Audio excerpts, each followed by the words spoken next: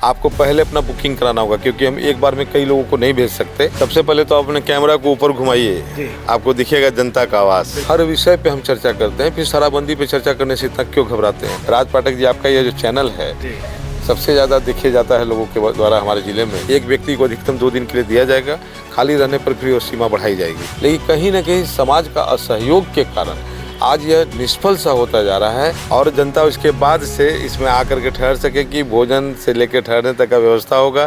Narayana mission school, Naga bigha road, Aurangabad, Bihar.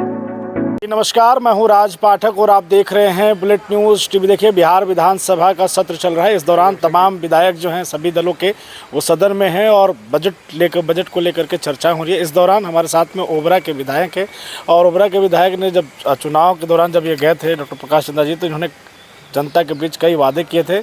एक वादा था कि हम एक आवास बनाएं, आवास जो मिलेगा वो जनता को समर्पित करेंगे।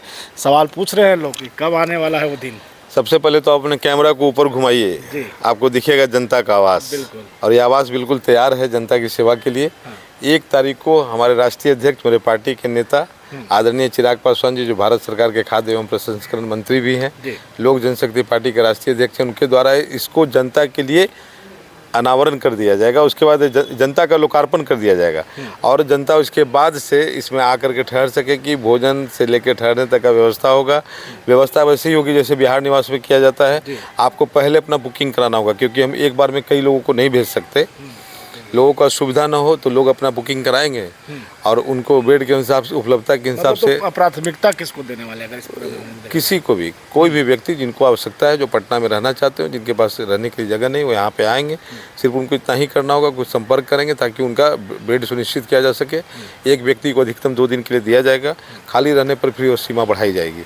इस प्रकार से व्यवस्थित ढंग से इसको चलाने का कोशिश किया जा रहा है ताकि ऐसा ना हो कि कोई व्यक्ति आया और 15 दिन तक लगातार जमा हुआ है और बाकी बहुत लोग आ रहे हैं, घूम घूम के चले जा रहे हैं, या एक ही दिन लोग यहाँ पे 50 की संख्या में आ जाएं और यहाँ पे रहने के लिए लोगों का 20 का ही व्यवस्था है, तो बाकी 30 लोगों को दिक्कत ना हो, इसलिए आप पहले से ही व्यवस्थित तरीके से अपना बुकिंग करा लेंगे।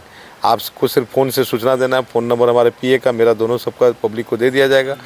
हमारे लोग हैंड से प्रकाश चंद्रा की टीम को दे दिया जाएगा और आप बताएंगे, आपका यहाँ पे लोग इंतजार करेंगे। आपका भोजन का भी व्यवस्था आपके लिए बना रहेगा। का भी व्यवस्था यहाँ होगा बिल्कुल। और ये जनता का आवास लिख दिया है मैंने, चिराग जी, और हमारा फोटो भी लगा हुआ है। यह बताता है कि हमारी पार्टी और हम लोग, हमारे नेता जनता के लिए कितने समर्पित हैं।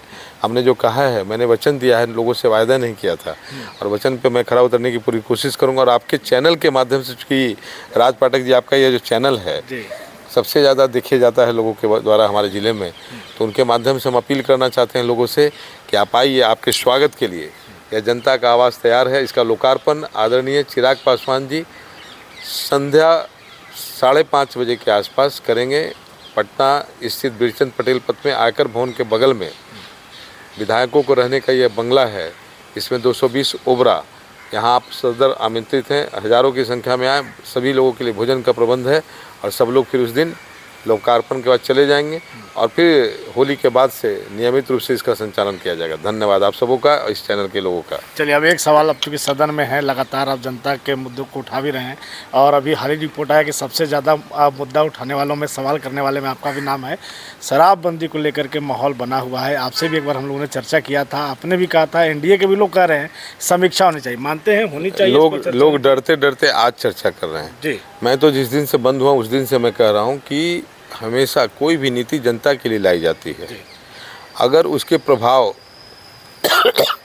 या उसके जो परिणाम हैं वो अनुकूल न आ रहे हों तो हमें समीक्षा करनी चाहिए। संविधान में हजारों बार अब तक संशोधन हो चुके हैं। यह संशोधन इसलिए होता है क्योंकि समय और परिस्थिति के अनुसार ज़रूरत होता है, संविधान में हम संशोधन करते हैं। हर विषय पे हम चर्चा करते हैं, फिर शराबबंदी पे चर्चा करने से इतना क्यों घबराते हैं। शराबबंदी के बाद एक तो राजस्व की क्षति हो रही है, दूसरा सभी जगह बिहार में सूखे नशे का प्रभाव बढ़ा है। लोग वैकल्पिक के तौर पे जिस नशे का इस्तेमाल करें वो ज़्यादा घातक है। महुआ से निर्मित जो शराब लोगों के द्वारा पिया जा रहा है, जो यूरिया और नौशादा डाल के बनाया जाता है, जिसको रोकने में हम इसलिए असफल हैं कि प्रशासन लगातार कार्रवाई कर रही है।